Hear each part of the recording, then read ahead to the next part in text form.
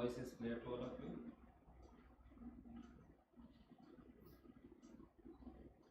Hello, hello. Is my voice is clear too?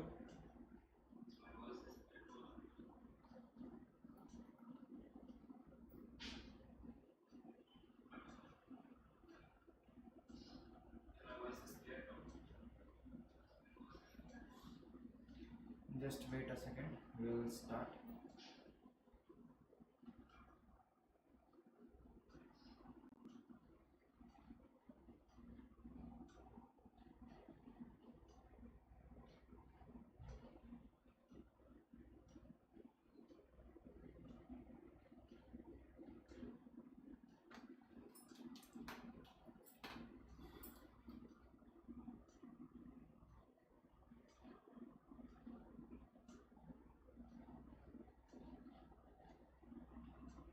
Just wait a minute. We will start.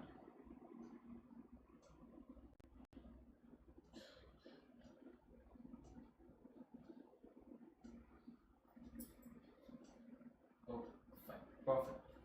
Namaskar, Adab, Sastyakar. How are students? I hope that all of you are doing very good in your studies.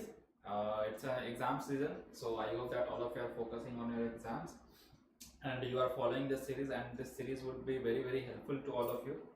Okay, if any doubts are coming, comment sections are open for you. Telegram channel is the way from where you can connect to us for any question, any kind of query for regarding the crash course admissions. Crash course is very soon they are going to be released. Okay, so where you can have the complete revision of complete 2 years revision you can get in the crash course. Okay, so all these things are getting available for you very soon.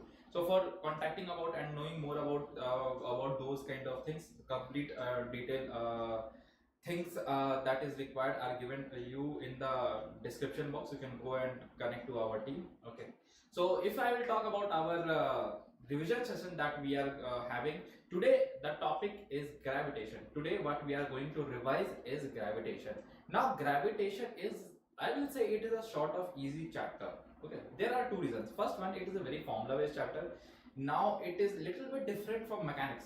Basically in mechanics, what majority of the fear is for the students is there is no formula set, how to approach the question, how to solve the question. These are the normal usual problems that you will be facing.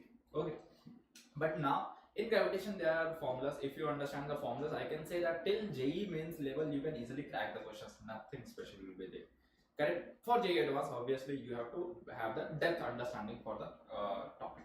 Okay, so and the second thing why it feels easy is that we have already studied about electrostatics also. 11 students, those who are present here, they have not studied about electrostatics. They will be studying and then they will gain more confidence in gravitation. And the students who are completed the syllabus and then they are present here, for them gravitation will be feeling very easy because you have studied the same kind of formula, same kind of concept. In electrostatics, that means you have studied the same thing 2 times. You have solved the nearly same kind of questions 2 times. That's why it becomes a little bit easier for the students comparatively. If I will talk about the weightage perspective, it is very high weightage. If I will tell you easy chapter, JEE mains easily one or two questions can give you. NEET same, one two questions can give you, and it is very easy chapter. Yeah, majority of the times what happens that 11 syllabus are weak for a lot of students. So for them students, they can target these kind of chapters. Gravitation ho gaya, thermodynamics, these kind of chapters should be your strong points. You can target these chapters. Okay, so that's why gravitation becomes very important. Now let's start to understand the concepts of gravitation. Let's absorb that what is actually gravitation. Already we have a lot of feel about gravitation. Gravitation force, we are very familiar with this gravitation force. In the complete Newton's law, we have drawn that mg in the FBD, that if any students is following, we have drawn a lot of places the FBD. There we have mentioned about mg. Now we are going to understand that mg only in complete gravitation, that gravitation force. What is that gravitation force? This is what is the today's topic that we are going to discuss. Clear? Should we start? Very good, very good. So let's begin without wasting any further time. Be ready with your pen and paper. Let's learn something new and understand something exciting. Okay. Gravitation. Gravitation is what? If you keep two objects, let's suppose mass m1 and m2, they will feel a force of attraction. Remember, electrostatic force can be repulsive as well as attractive. Now I'll be uh, place the relation between electrostatics as well as for gravitation, because all of you, majority of the you, have been understood electrostatics as well. So in electrostatics we discuss about two charges, but in gravitation we discuss about two masses, if two masses are there. So what happens in charges, what is the behavior of charge, that it can be either attractive, it can be either repulsive as well. You know that same charges repel each other and opposite charges attract each other. That is the case of electrostatics, correct? But in gravitation there is only one kind of, because here there is no positive or negative charges, if I will say. Voice is clear now? Electrostatic. Correct. So here always there is a attractive forces. Whenever you will be drawing the FBD, you will be representing it with attractive force. Okay, this much is clear. Now let's see how much force. I hope that a lot of you already know about this force. Chalda bhai. We know that from where gravitation force is coming. Gravitation force, we write it as directly proportional to the product of the masses m1 m2 and inversely proportional to r square. And when we will combine this, we will have g m1 m2 divided by r square as net. And here what is this g? This g is what? This g is called as universal gravitational constant. Why it is called as universal gravitational constant? There is a reason. If you will check the same value in electrostatics, what we do study, we study about electrostatics in K, that is what proportionality constant, Coulomb's constant we usually say.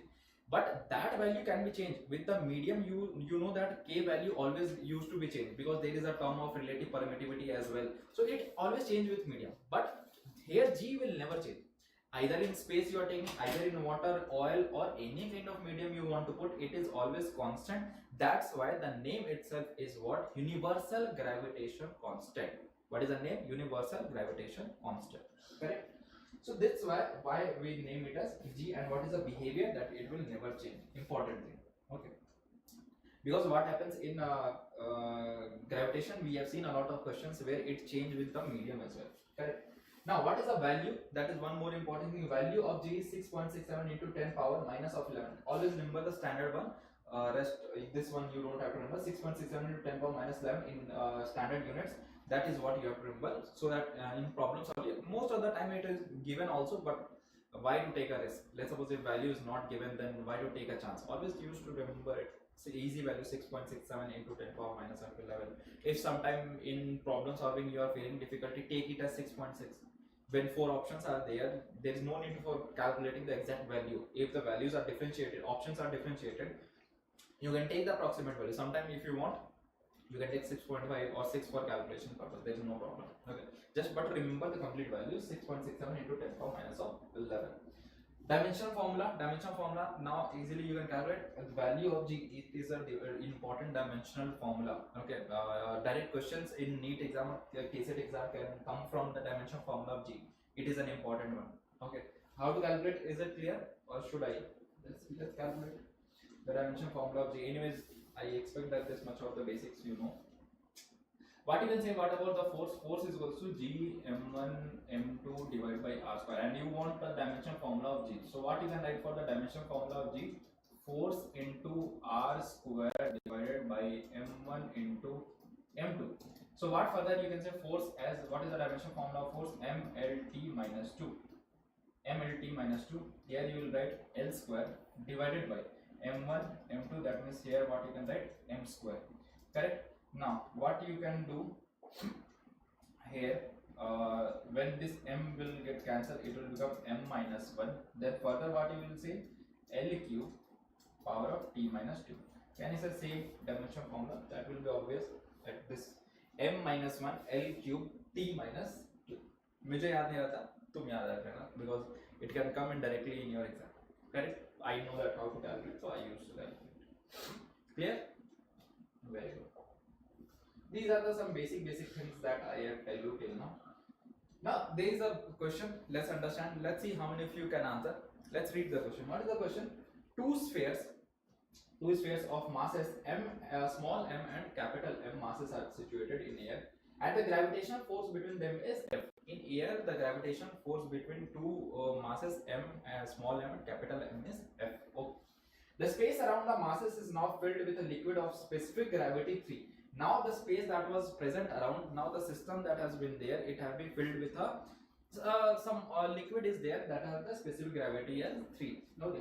The gravitational force will now become, what will be the change that will be coming in the gravitation field?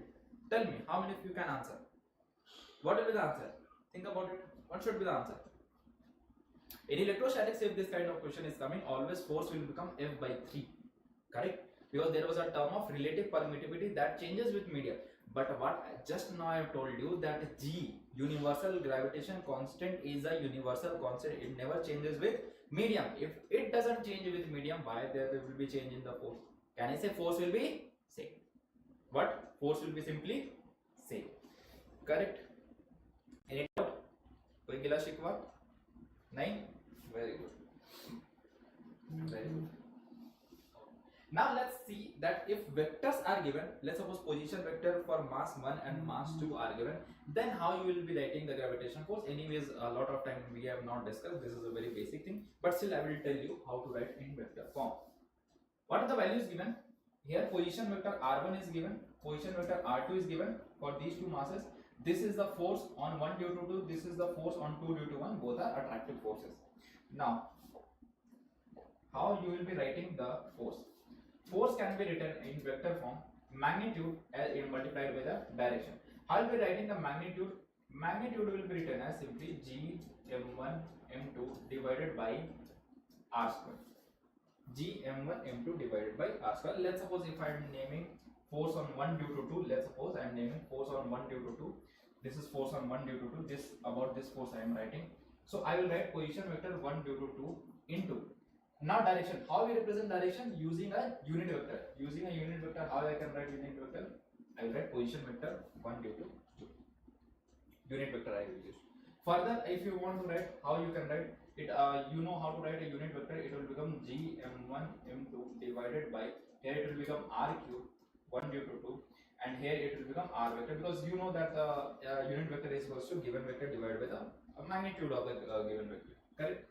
This is what you can say for force on 1 due to force on 1 due to. Correct? Let's suppose if someone asks you that tell me what is the force on 2 due to 1. So they are complete same force, same action reaction pair. You know that it is behaving like an action reaction pair, Newton's third law. But only change that will be coming is what? That it will have a attached a negative sign.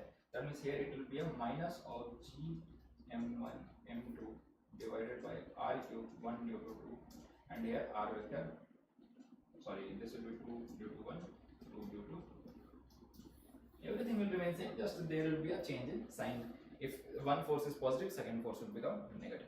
Very obvious. Correct? So this is the way how you can write one vector. Let's see, there is a question. Let's understand what the question is saying and what it wants to teach us. The distance between the earth and the moon is about this much. Some distance d is there. I am not taking the absolute values. It's up to you. You will take it. Let's suppose some distance d, that is mentioned as how much? 3.8 into 10 power 8 meter is the distance. At what point will the net gravitational force of Earth Moon system will be 0? You have to tell me at what distance the gravitational force that will be acting will become 0. Okay. System will be 0 given the mass of the Earth is 81 times the mass of the Moon. Ratio of masses are also given. Ratio of masses are also given. Correct. So let's assume any point from your side. Okay. Let's assume at some distance x from Moon there is a point where gravitational force is equals to 0. Where gravitational force is equals to 0, and let's assume any small mass m is kept here. Any small mass m is kept here. So now what you will be doing? Can you say this is the attractive force, that is force due to Moon, and this is the attractive force, I will say this is the force due to Earth, and I have to say that if the net force is equal to 0, that means force due to Moon and force due to Earth should be equals to it should be equals. correct? That's only when two opposite side vectors will get cancelled out. So now just apply the same condition. So I can say here that force due to moon should be equals to force due to earth. Then only the condition I can create that it will going to be 0. Now understand how you will be writing the force due to moon. What is the formula? G, that is going to be same, universal gravitation constant. Okay. Now force due to moon, how is writing? Right, mass of moon multiplied by mass of earth divided by, sorry, not mass of earth, we are writing at this point. Let's assume some mass m, small mass m I have taken. Now what is the distance? I can say x square is equals to, now what you will be writing the force due to earth? I will be writing same G, mass of earth multiplied by small mass that I have kept here divided by. Now what will be saying about this distance? I can say simply, sir, the complete distance was d, now I have subtracted some x distance, that means it will become d minus x square, correct? D minus x square. Now after that it is just about solving, cancel it out, whatever the things that can cancel, G simply cancel, this small m cancel, mass of moon is given and mass of earth is given. Mass of earth can be written as 81 times of mass of moon, represent this as 81 mass of moon. Mass of moon also get cancelled. And how to solve this question?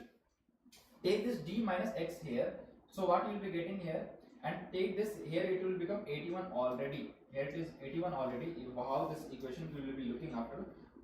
It will be looking like d minus x divided by x, and here it will be coming as root under. Solve it, you will get the same equation, correct? So after solving, you can say it's d by x minus 1 is equals to 9. So I can say d by x is equals to 10. So what I can say about x? X is equals to, sir, d by 10. D by 10 means I can say it is equals to 3.8 into 10 power 7 meter. This will be my answer. That is, at this much distance from moon, I can say the net force that is applied is equals to 0.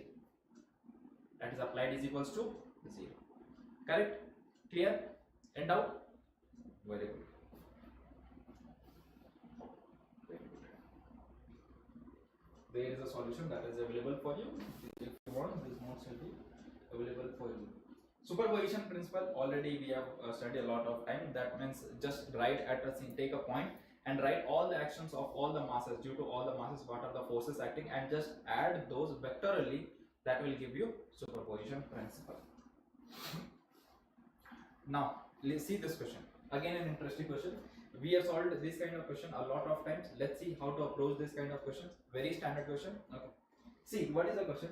4 particles each of mass m and equidistant from each other. 4 mass system is there and they are equidistant from each other.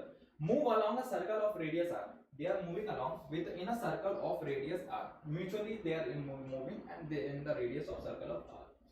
Under the action of mutual gravitation attraction, the speed of each particle will be. You have to calculate what will be the speed of each particle. So from force, how you can relate velocity? Do you know any relation? What is given the condition? Just firstly create the mind map, that how you can approach the question, how you can reach to the question. So can I say that you know that whenever a particle is moving in circular motion, it requires a centripetal force. Who can provide the centripetal force in this system? Can I say obviously the mutual gravitation force will be providing the centripetal force. And what do you write for centripetal force? What is the centripetal force? It is equals to mv square by r. Correct? Yes or no? Yes or no? It is mv square by r. So can I say that will give me the term of velocity, and from there I can calculate. That means basically question is come down to calculate the net force. Again, it is the application of gravitation force. That's it. That is what we have to do. So let's write the gravitation force. If I will draw the diagram, that what are the diagram? Here it is given. This will be the attractive force. Let's name this as 1, this as 2, this as 3. Due to 2, this will be the attractive force, this will be the attractive force. Now I can name this as F and this as F. Reason why? Because the distance between these two are exactly same. That means I can say this is also F force, this is also F force. And what I can say about this one? Can I say the complete distance will for this will become 2r. That means this is a different force. Now this question is basically come down to vector. This is force F, this is force F, and this is force F dash. How you will be writing F dash? Just once write it also. Write it also. You will be writing G m square divided by r square. R square, how you will be writing beta? It will be 4r square, because 2r whole square, it will become 4r square. How you will be writing the force F? Force F, how you will be writing? Force F, you will be writing gm square divided by. Now tell me, how you will be writing? Can you say this distance is nothing but 2r? If this distance is nothing but 2r, making it square, it will give you 2r square. So can you say this is equals to, or it can be written as how much? Can you say it can be written as f dash by 2? Can you say it is written as f dash by 2? F dash is how much? Sorry, 2 times of f dash. It can be written as 2 times of f dash. Correct? Yes or no? I can write it as 2 times of, because multiply 2 here. Can you say I will get the f? This is a relation I have established. Now the question is very basic. You have 3 forces like this. Correct? Now what is the resultant? They are equal in magnitude. So can I say it? The next step you will be doing, it is equals to root 2f, and here in the same direction it will be f dash. So can I say 2 vectors in the same direction? Now you just have to add them magnitude wise. So just add them with magnitude wise. So what the result will be coming? I can say net force is equals to root 2 f plus of f dash is equals to centripetal force, that is equals to mv square by r. Now just put the values. What you can put? F directly if you want to put, or if you want to write 2 times of f dash, it's up to you. Whatever way you want to proceed. Either if you want to write it completely directly here only, take it directly here only. It will become gm square divided by 4r square. This is what the total force, it is equals to mv square by r. This m will get cancelled. Rest of the things you can solve it and have the answer. Clear? How to approach the question? Because they were moving in a circular motion, I have concluded that if they are moving in circular motion, that means it is mandatory to have some centripetal acceleration as well. Correct? Very good.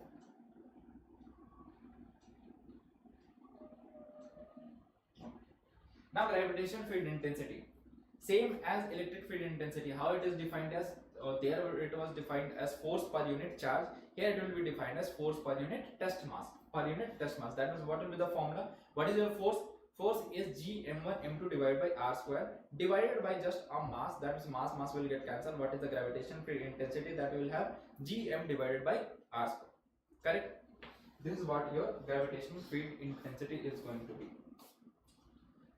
It is a vector quantity. All these basic things you know. What will be the direction? Direction is same as the direction of the force. All these basic things you know. This is the dimensions. Easily you can calculate. Just for calculating dimension, you have to multiply force with the test mass. You will having the dimensions as well. Okay. Now let's have a question and get the understanding of the concept. Because only questions you can understand the concept. So let's have a question. Two particles of masses m1 and m2 are placed along the x and y axis respectively at a distance a from the origin. Okay, from the origin they are having a distance a. Calculate the magnitude of gravitational field at point P. At point P you have to calculate the magnitude of gravitational field intensity. Firstly draw the diagram. Represent, can I say it will be same as the direction of force? That means this will be the direction of electric field due to 1. It is the direction of electric field due to mass. This is due to 1. This is mass due to 2. Correct? Name those. What you can write? What you can write for E1? How you can write? What is the formula? Gm1 m2 gm1 by r square. How you can write? Gm1 divided by a square, because the distance is a. How you can write E2? E2 you can write it is equals to gm2 by a square. Correct? Now you want to take a resultant, both are at angle of 90 degree, that means cos of 90, that means resultant will be what? That means E net, if you want to calculate, it will be root under E1 square plus of E2 square. That means what are the things that you can take common? Take it common. That means you can take from here g by a square out of this under root, and here you can write it will become m1 square plus of m2 square. That's it. That will be your answer. Correct? Is it clear? Is there any lag is coming?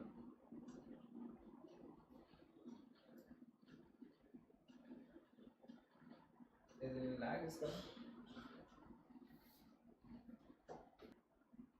Here is the answer, g by a square.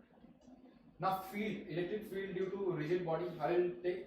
Just have a dm mass element and then try to integrate that dm mass element. That's it. That is will be helping you to solve the complete question. Write the DE and integrate it for the complete body. Now the derivations part I am leaving up to you because it is a revision, so I am not entering into derivations. Here results that I am going to tell you which are important and what are the important things that you have to notice from that result. For a ring, at the center point, what is the gravitational field intensity? 0. At the center point, what is the gravitational field intensity? 0. You can check what is the in general formula, gmx divided by r square plus x square power of 3 by 2. So if you are putting x is equal to 0, that means you are at the center point, that means gravitational field intensity is what? 0. Now as soon as you are moving it, this is the curve that is plotted here, it will be decreasing and it will achieving its maximum. Okay, it will achieving its maximum in negative direction, it will be, and then again it will be when you are moving at the very infinite distance, it will be again tending to 0. Same it is identical on the other side as well. Okay, and at what distance it achieves its maximum, that is one more important thing that you have to notice, that it achieves its maximum at a distance of r by root 2. That is an important point, r by root 2. Because and how you get to here, just write the equation this equation of E is equal to whatever it is given. Now differentiate it with respect to x. Differentiate this equation dE by dx, and then you will get a relation of x is equal to d by dx is equal to 0. You know that what is the condition for maximum and minimum. For maximum and minimum, you have to make the differentiation is equal to 0. Once you make the differentiation is equal to 0, the final result that you will be getting is x is equal to r by root 2. This is the result that you will be getting after differentiating it. Correct? So these are some important things that you have to remember about this formula. Now if you are talking about a spherical shell, I have told you about Gauss law. If anyone have the idea of Gauss law, it is very easy to understand the spherical shell formula. Inside, if you want to understand, I will give you a trick also. Whatever point you want to calculate, just write this one, g by r square, and write this down, m inside, whatever the mass inside is coming. Now it is a spherical shell. Spherical shell, what is the property of a shell? That it is empty from inside. It is completely hollow from inside. If it is hollow from inside, and if I want to calculate at the inside point, what I will be doing? Make a Gaussian surface. Actually we did not talk, but let's suppose as of now give the term of imaginary surface, because some students are here also from 11th batch. So for them they don't know Gaussian surface. So you can imagine the imaginary surface. Just draw a circle and check what is the mass coming inside. Is there any mass coming inside in the inside point? No. There is no mass coming inside. That means if this mass coming inside is 0, what I can say about the gravitational field intensity? It will be 0, because the net mass inside is 0. Correct? For the complete surface. So inside point the gravitational field intensity is how much? 0. Outside point, what you can say? Simply outside point, at any single point, draw a circle. Draw a circle. Can you say this complete mass m is coming inside? This complete mass m is coming inside. So what will be the result? I can say simply gm divided by r square, because at the place of m inside I can write this complete mass m for the spherical shell. Correct? And on the surface, obviously you will be writing it as r square. Remember this, that this is the distance that you are writing here. This is a small r square. Don't get confused. If you are getting confused, always you prefer to use x square. Okay, here it is mentioned, that's why. Otherwise you can write this as x. Otherwise you will be getting confused only in the small r and the capital R, when the small r is coming, when the capital R is coming. Correct now? So prefer to use x whenever you are using in the formulas. Now what will be happening in the solid body? In the solid body, the difference outside point will be same, because outside point, whenever you will draw a circle, again the complete mass m is coming inside. That's why you can write gm divided by r square or x square. Call it much better, x square. So it will be the simpler. But for inside, this time it will not be 0 and it will be different. That how much mass is coming inside, that will be depending that what is the distance that you are taking from the center. That is where you are taking the element, at what distance, this distance, this distance, this distance, where you are taking that element. So according to that, the in general formula that you will be having is, rewrite this formula as x, otherwise you people will get confused. Electric field for inside point is equals to gm into x divided by r cube. This is for inside point. That means, can I say, if you have to plot a curve, initially it is directly proportional to x, that means a straight line, y is equals to mx kind of line. And outside point it is inversely proportional to x square. That means what kind of curve you can draw also better. Initially it is the straight line, then it will be decreasing like this, inversely proportional to x square. Okay. There you go. Now there is a question. Let's try to tackle this question. What the question is saying: 3 concentric cells. Okay, concentric cells are given. Okay, a lot of questions are similar like electrostatics here also. 3 concentric cells are there of masses m1, m2 and m3 having a radius a, b, c.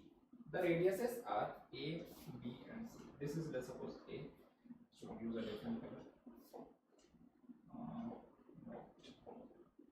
A, this is b and this radius is c. 3 concentric cells, spherical shells are there. You have to calculate when the particle is located at q, what will be the force. When the particle is located at P, what will be the force, and when the particle is located at Q, what will be the force? This is the basic 2 questions. So calculating force, how you can calculate force directly, I don't know, but I know the electric field, and if I know the electric field, can you say force is simply what? Not electric field, gravitation field, I'm sorry. So it can be written as simply M into I. I is representing what? Intensity of the gravitation field. So basically question is coming down to how to write the intensity of the gravitation field. Let's write it one by one. Firstly, you have to write for Q. So we will be solving for Q first. Now you want to write net gravitational field at point Q. See. Now due to body 1, this Q is an outside point or inside point? I can say, sir, outside point. Okay. Due to 2, body 2, that is having mass 2, m2, what is this point? Outside point or inside point? Outside point, sir. Due to 3, what kind of point it is, sir? I will say again it is an outside point. Correct? Now due to an outside point, what is the formula, beta? What is the formula? What is the formula of gravitation field? What you can say? What is the formula? The formula that we know already is for outside point it is gm divided by x square. Gm divided by x square. So write it gm1 divided by, for this one, what is the distance that is given? It is already given as y. This distance is given as y. So what I will be writing, gm1 divided by y square plus of gm2 divided by again y square plus gm3 again divided by y square. So net, if I have to write the result, what I can write, I will take the g by y square common and I can write it is simply equals to m1 plus m2 plus m3. Correct? Is it clear? Now if you want to write a force, just simply multiply it by m. That will be the force. If you want to write a force, just multiply the gravitational field intensity with m mass m. You'll be having an answer. Correct? Any doubt? Can you tell me what will be the answer for the next portion? Now it's up to you. It's in homework. I have solved the first part. You tell me for the second part and comment in the comment section. Okay, I will be checking that. Correct? Tell me what will be the answer.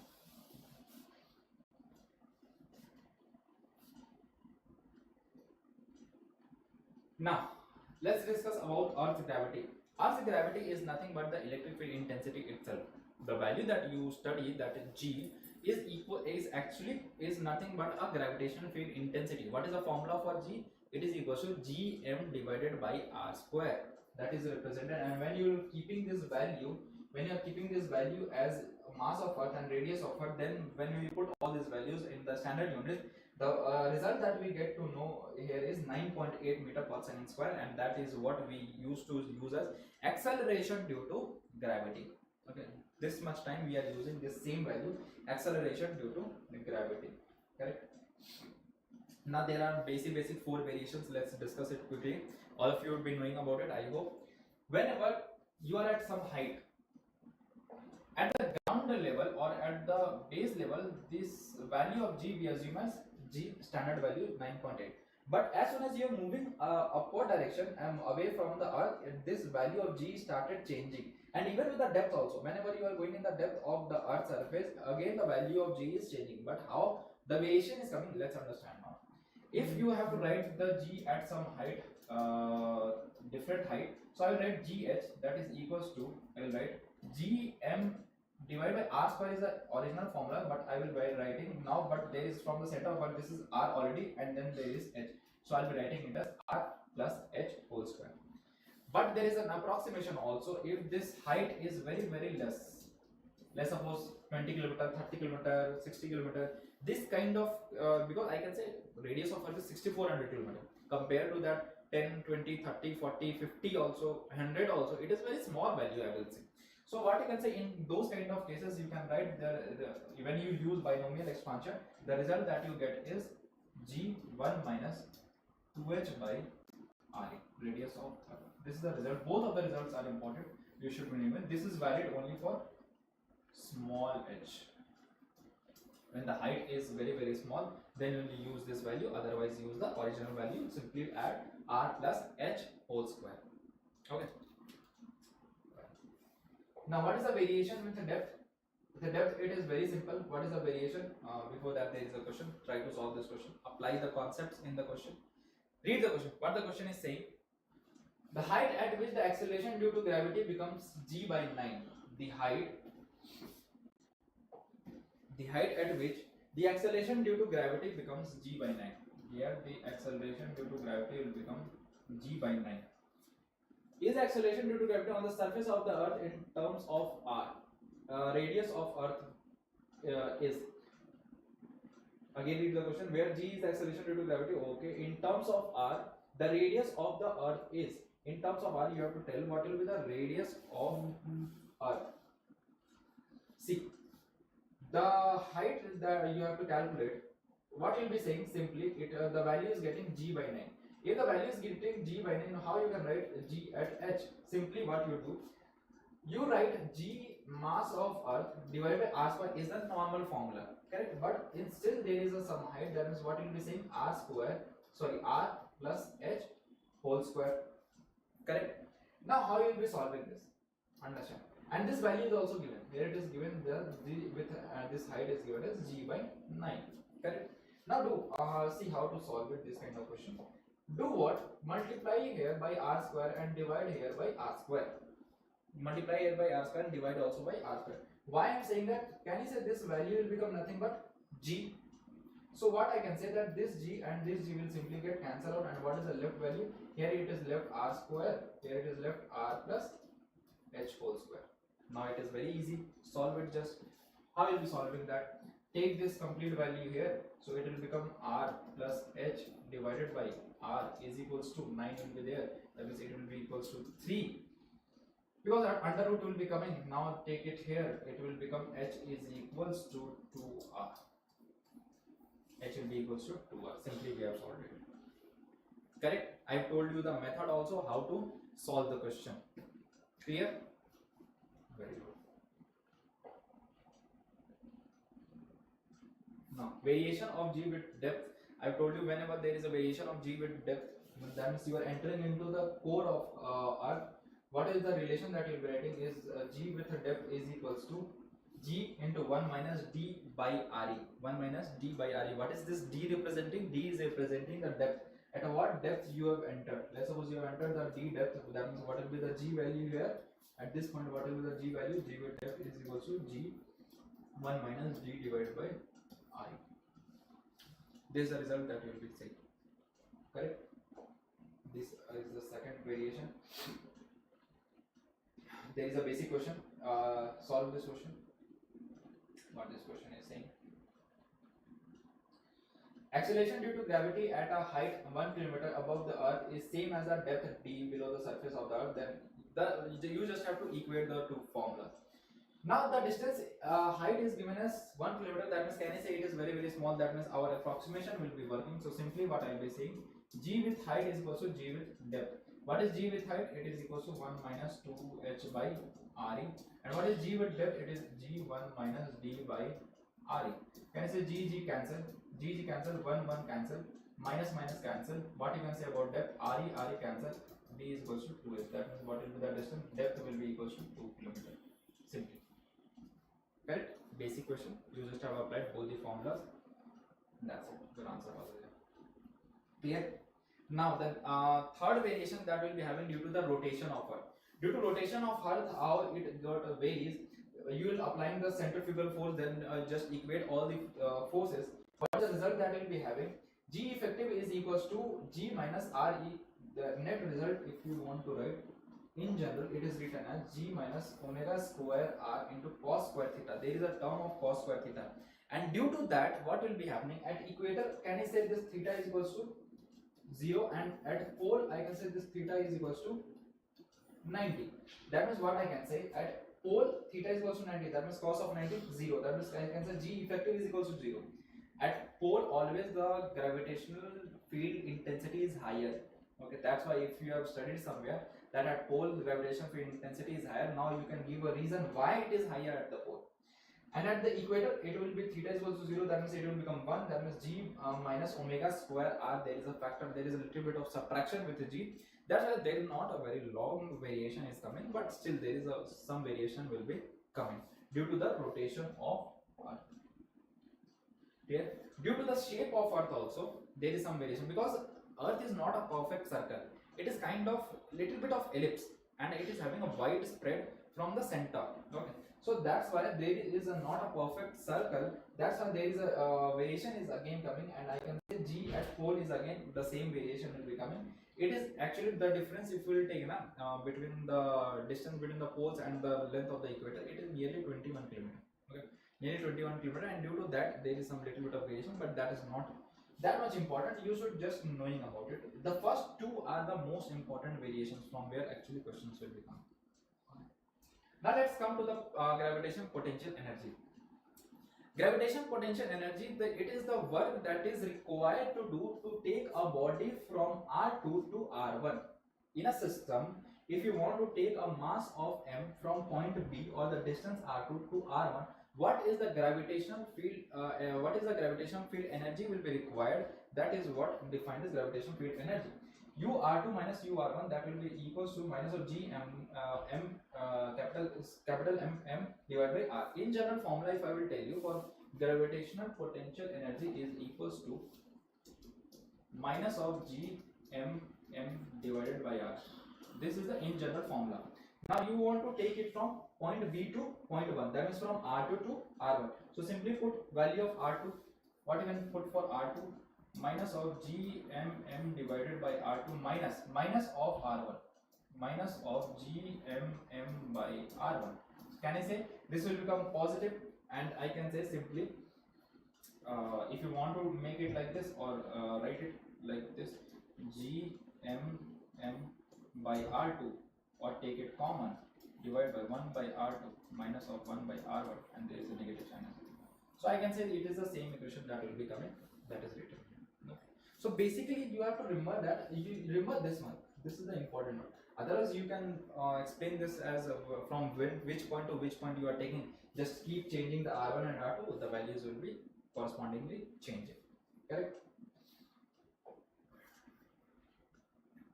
So let's suppose work done by external agent in moving the mass from infinite to the current configuration. Again the same result that we will be getting.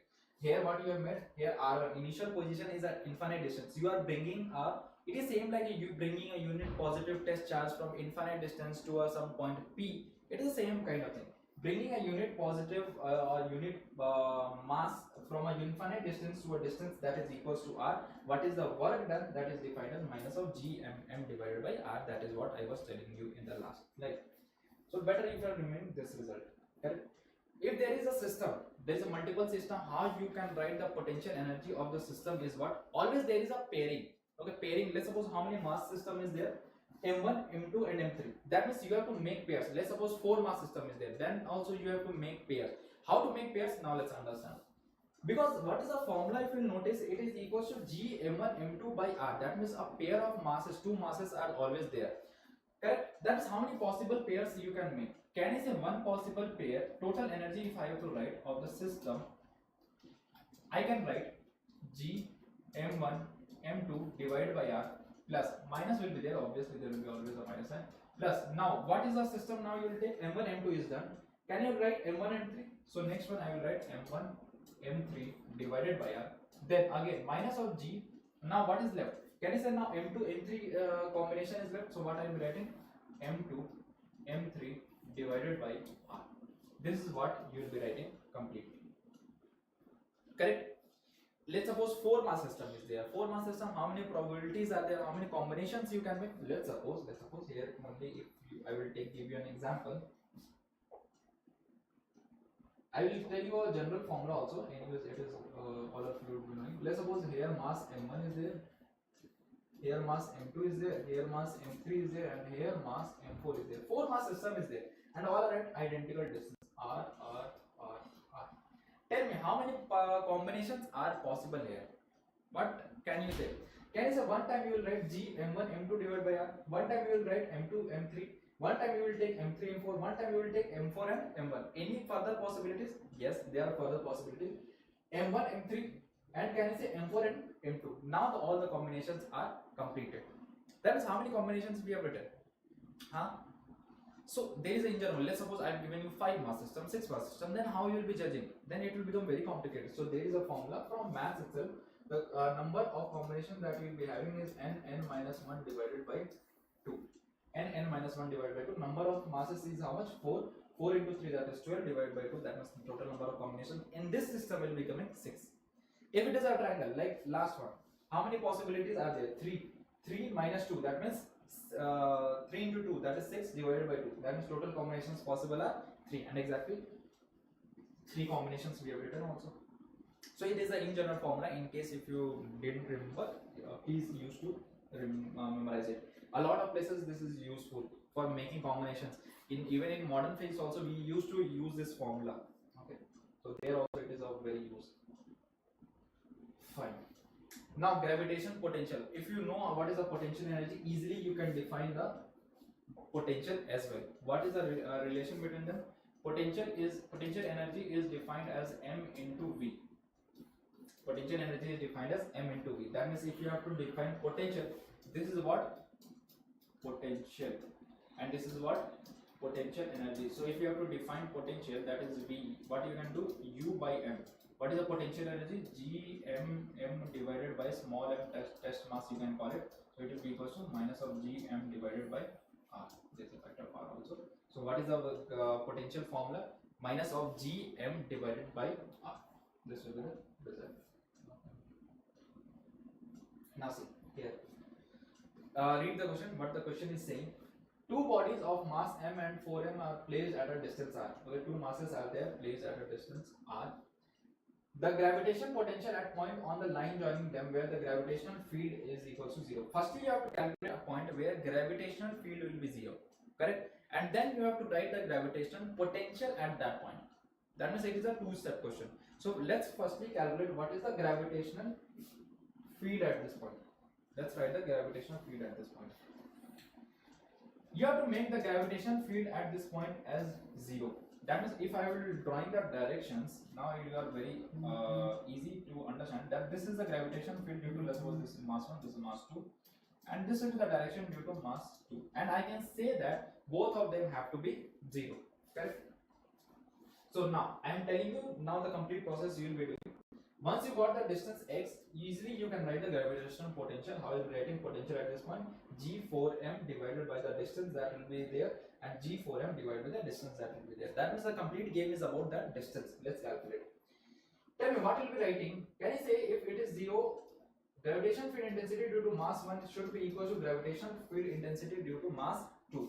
Now tell me what is the gravitational field intensity due to mass 1? Can you say it is equal to Gm divided by what is the distance between them? X square.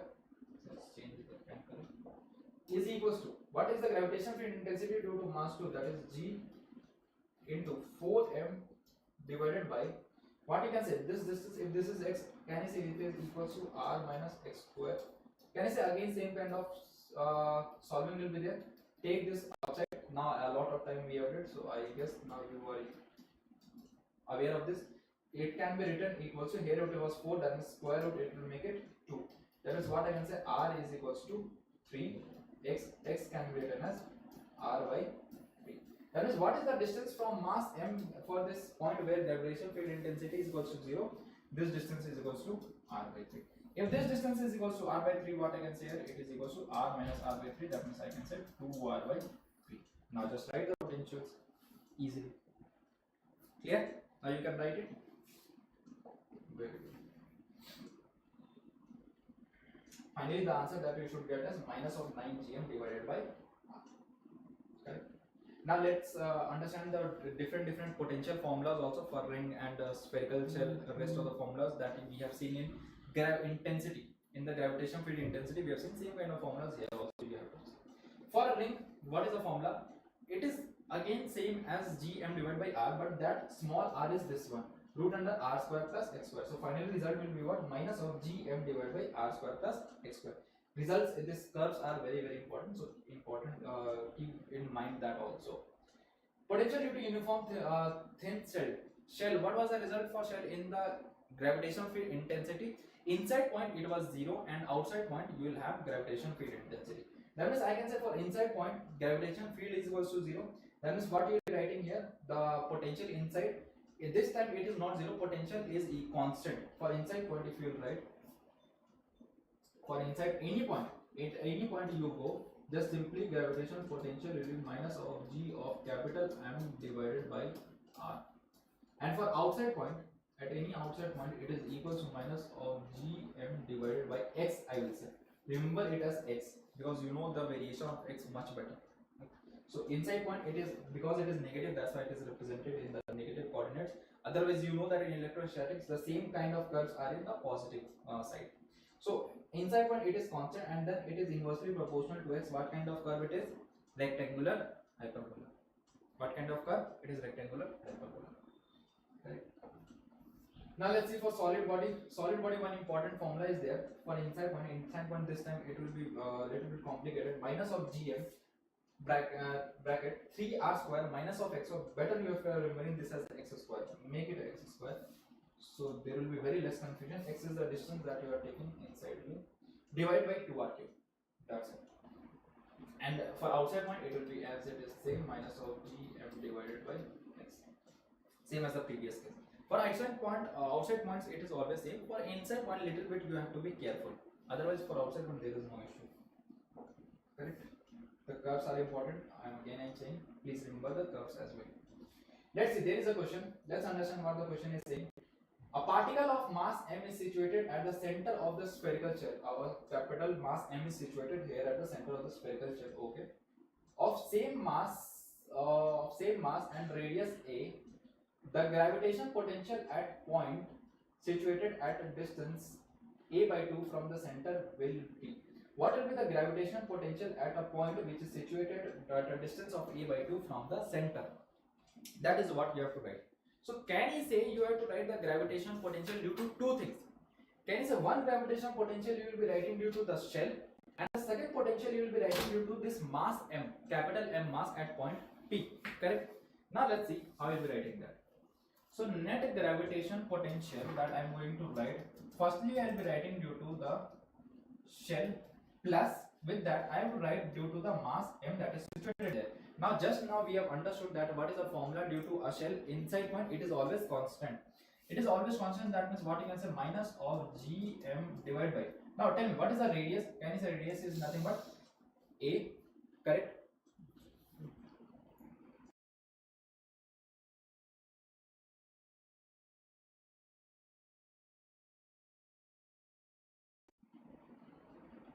There is a glitch guys.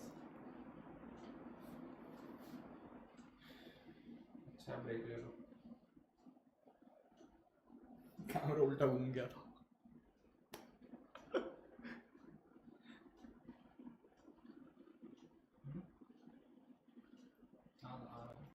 बस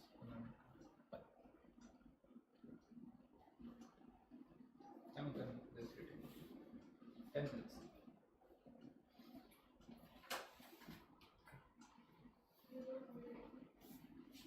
Fine, let's continue. So what you will be writing the net potential? I will say firstly you will be writing the potential due to the thin shell, and then you will be writing the potential due to the mass m at a point P. We know both the formulas. Due to shell, what is the potential I will be writing? Minus of gm divided by a. But due to the capital mass m, what will be the potential? I know the formula is gm divided by r. What is the distance, students? What is the distance at point P? What is the distance that I will be writing? It as a by 2. Correct? This is what you will be writing as the final result. For sign, it is important that you are writing the minus 1. Okay, otherwise maybe you will be having the wrong answers.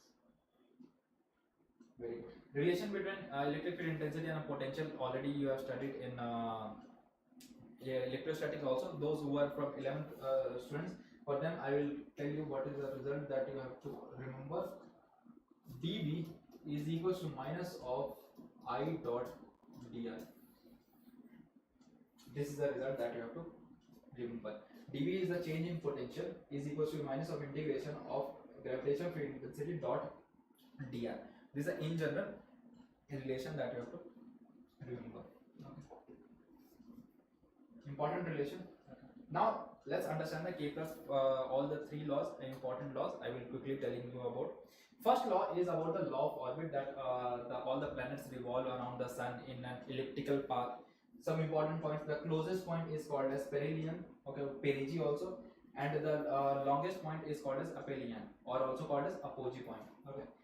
This is the basic thing. If you want to see the equation of the ellipse, it is already there. Math students would be knowing, they have studied this in coordinate geometry. About the focuses, it will have always two focus. One focus is the sun itself, AE, 0, and the second focus is minus of AE, 0. Kepler's second law. Kepler's second law says about law of the area, law of area. That is, in equal interval of time, the planet will always cover the equal area, equal magnitude of area. So I can say dA by dt, the rate of area swept is always constant and it is equals to L divided by 2m. The further this year there was a question from this, that this is not last year 2024, there was a question regarding this Kepler's second law, dA by dt is equals to L divided by 2m. Now what is L? Angular momentum divided by 2m. Exactly. Here is the equation that is written: rate of area swept is equals to L divided by 2m, that is equals to constant, because in equal interval of time always there is equal area that is swept. Law of time period, Kepler's third law, that time period is defined as t square is directly proportional to r cube. It is directly proportional to r cube. You can derive this also using writing force is equals to mv square by r. Whenever there is force, is you are writing force is equals to g m1 m2 divided by r square is equals to mv square by r. From there convert it into time period. First you will be writing it in terms of omega. From omega you can convert it into time period. Okay. So from there if you will write it, again you will be having the same equation: t square is directly proportional to r cube.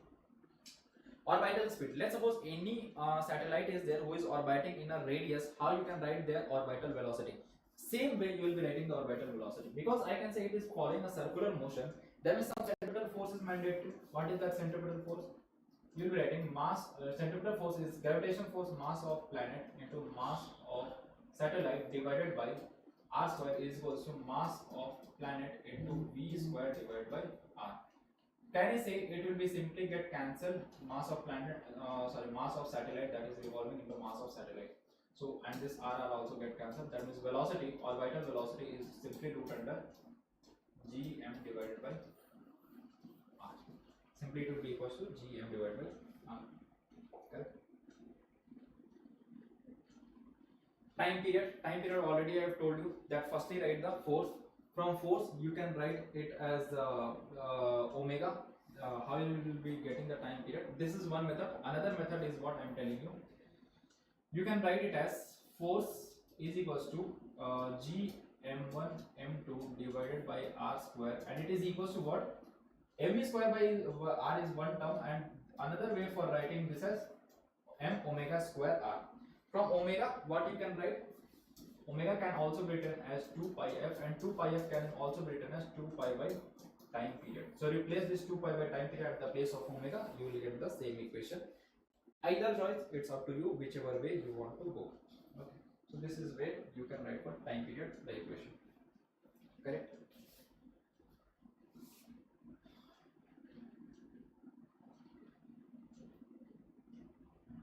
Geostationary satellite. I will say that you have to read the geostationary satellite from the NCET. A lot of good applications are there. Some properties are mentioned here, that angular speed of rotation of the earth and the angular speed of the revolution of satellite are same. For geostationary satellites are there. A lot of use case are also there. That's why the time period of the geostationary satellite is also same, because it is revolving with the same angular velocity as the of earth. Time period of revolution is 24 hours. Geostationary satellite, the radius is 42,000 km. Orbital velocity is 3.1 km. These are very important things. Height from the surface of Earth is 35,600. Obviously, if the radius is 42,000, the height will be 35,000, nearly. So these are some important properties. A lot of places in navigation system, in border securities, in a lot radio forecasting, all these are the applications of geostationary satellite that you should read in complete depth from the NCERT book. These are the theoretical things that you have to understand. Now let's understand about the energy. Already we have understood about the gravitation potential energy.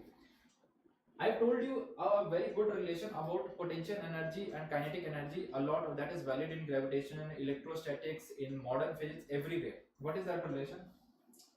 Simply understand. If you have written potential energy is equals to minus of Gmm divided by R, kinetic energy is just divided by 2. Divide this potential energy by 2, and with positive sign it is equals to Gm1 m2 divided by 2R. So just after adding both these things, the total energy will becomes minus of Gm1 m2 m1 m2 divided by 2R. This is the result that you can write for total energy after adding the both potential energy and kinetic energy. Now it's up to you. You can write in either way also. For the kinetic energy can be written as half mv square. And you already know the orbital velocity. Just put that orbital velocity. Again, you will be having the same result. Gm1 m2 divided by R. Correct? So this is the total energy. You should be reviewing the relation between all these energies. Okay. Escape velocity. How you calculate the escape velocity? Well, you know what is escape velocity. Let's suppose this is the pen, and I have to throw this pen out of the gravitation pull of Earth. So what should I give the velocity to this pen so that it will escape the gravitational pull of Earth? Let's see how you can do. Simply we will be writing the energy conservation equation. What is energy conservation? I will be writing U initial plus K initial is equals to U final plus K final. U final plus K final. How I am writing this equation? Understand. Initial energy, how I am writing? Minus of G. Initially it is at the surface of the Earth. That means what I am writing? G mass of Earth into mass of the, let's suppose pen I am writing, divided by radius of Earth, that is R. This is the initial energy. I am writing that kinetic energy. Kinetic energy I am writing as half mv square, and I will write it as k velocity because the velocity that I am going to give is, it is going to escape the gravitational pull of Earth. That's why I will write. Final kinetic energy, how I am writing? Gmm divided by the radius. Now, whenever we calculate for escape velocity, I am saying that it is going to some infinite distance after the gravitational pull of Earth. Once it has escaped the gravitational pull of Earth, can I say it is always going to be moving far away? So I will assume that it is moving to some infinite distance, and finally it will stop somewhere. That means half mv square will also become 0. And I can say 1 by infinite is also tending to 0. From there I can simply derive this, that this m will get cancelled out, and escape velocity can be written as root under 2gm by r. A lot of places it is also written as root under 2gr. Is it clear? How you can write for 2gr? Just multiply here r, multiply here r. That means it will become gm by r square. That will become behaving like small g, and then further you can write the formula. What is the escape velocity for Earth? When you put the value, the escape velocity of Earth that we get is 11.2 km per second. Very high speed, very high speed. And the beauty of this formula is it doesn't depend on the angles. Okay, it doesn't depend on the mass also. So they will always give you some questions to confuse you, but don't get confused from those kind of things. Always it is independent of mass as well as the angle at which you are throwing from the Earth's surface, because there is no term for angle theta. Correct. Binding energy is same as the total energy. The total energy that you have calculated now, it is same as the binding energy, Gmm divided by 2r. Just apply your mod there. See, there is a question. Try to solve this question. What this question is saying: the ratio of escape velocity of Earth to the planet you have to calculate. You have to calculate what? Escape velocity of Earth by planet. Okay. Whose radius and mean densities are twice as that of Earth. The radius of that planet is 2 times, and the density of that planet is also 2 times. Now you have to calculate the ratio. Okay. What is the formula for escape velocity? Tell me. Escape velocity is written as root under gm divided by r. Correct? There is a term for radius, but there is no term for density. So let's create the term for density. What I can further write about this formula? Gm. Mass, how I can write? I can write it as rho, that is the density divided by 4 by 3 multiplied by 4 by 3 pi r cube divided by r. Can you say this r will simply get cancel out? So can you say my escape velocity, if I will take only two variables that are density and radius, I can say simply it is nothing but root under density is proportional and radius will be coming outside, so I can say my escape velocity is directly proportional to the radius and the density.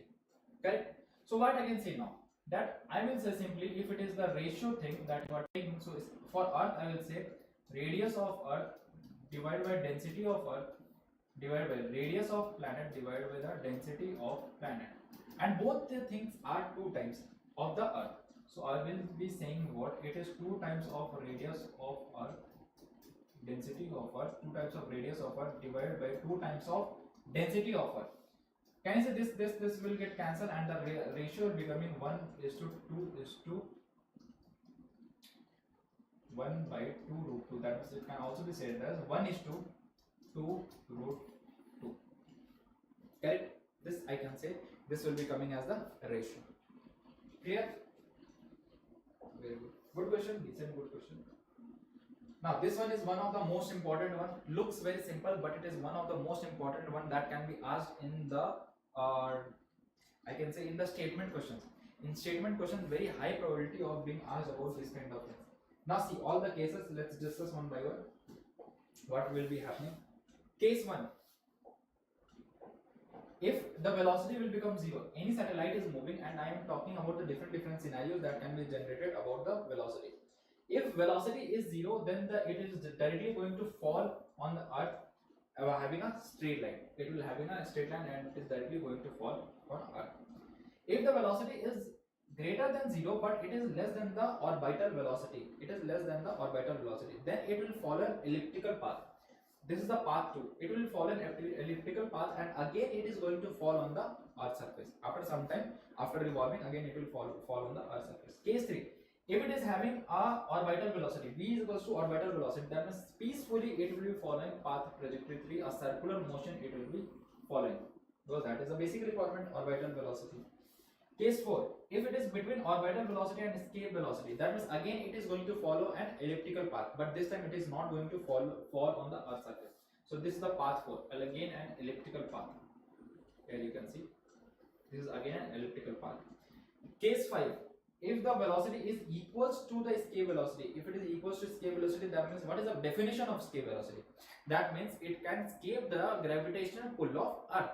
If it is going to escape the gravitational pull of earth, what kind of trajectory you have? This trajectory is called as parabola. This trajectory is called as what? Parabola. Right? Next one. If the velocity is greater than the escape velocity of earth, if it is greater than the escape velocity of earth, this trajectory will be followed as hyperbola. This is the trajectory that is hyperbola, that is represented as 6. These are the 6 trajectories that is very basic, but still I will say please remember it. It can be used a lot of places, either in your statement questions in your board exams, or either in any kind of competitive exam as well. Okay, so this was all about gravitation. I hope that you have get a good revision. Now from your end you have to put a lot of hard work. You have to solve a lot of questions. Very easy chapter, very scoring chapter I will say from my side, and you would have feel also that it is much easier than the mechanics portion that you have studied. So until next time, keep learning, keep growing with Tapasya, Endigu, Namma Tapasya.